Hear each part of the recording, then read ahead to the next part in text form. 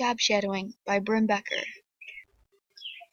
Being a judge at the Will County Courthouse means you have to be prepared to gain the responsibility of having the final decision in everyone's case.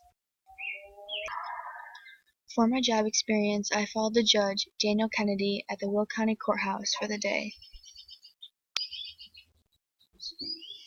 Observing the inner workings of a judge was very interesting, mostly because I got the chance to understand the court system from the inside of the courtroom itself. Having been in this career shadow greatly benefited me in deciding what path I would choose for my future job. As I began my career shadow, I met Daniel Kennedy, the judge of the Will County Courthouse. He introduced himself to me and shook my hand. He then led me into the stone building, where I took my shoes off to proceed through the tall metal detectors. Everyone who goes in and out of the courthouse each day is required to go through the metal detectors for the safety of others. Judge Kennedy then brought me to each floor and explained the way that the cases go in each system. The different 6 floors of the courthouse all handle the different cases that come through. The lower levels go through all the misdemeanor offenses, with something simple such as a traffic ticket or a police report, while the higher cases are the more serious ones that may be something as severe as a felony. I followed him into his office after he showed me around to see what it was like in the office of a judge. As the time got closer to the court session, Mr. Kennedy then ushered me to the courtroom, to be seated with all the people. After I looked around the courtroom, I was brought to the back of the courtroom to see the judge put on his infamous robe before the court was to be called in session. I was greeted by the courtroom's cops and lawyers. Each lawyer explained to me their position, whether it be a personal lawyer or one appointed to the defendant.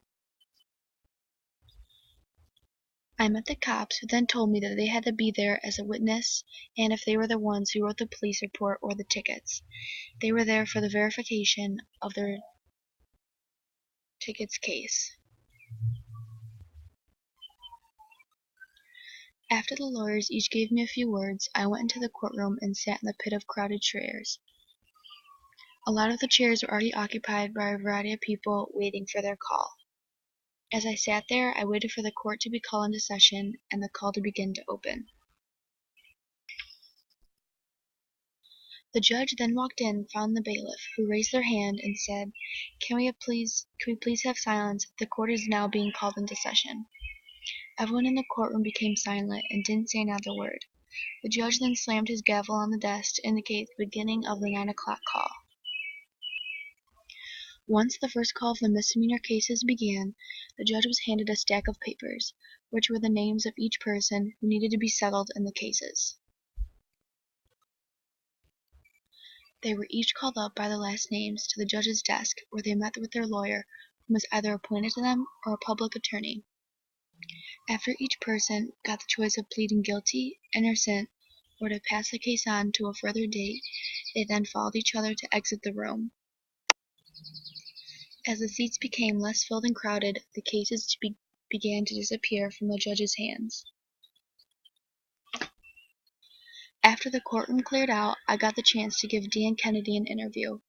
He answered all of my questions, in which benefited me a lot to help share this experience. He was a very welcoming man, who I am grateful for letting me to join on this experience. After attending a call and seeing everything that a job as a judge entails, I think this assisted me greatly by deciding that this job would be right for me. I would like to have the opportunity of making the important decisions, overseeing such other judges, and being independent in call.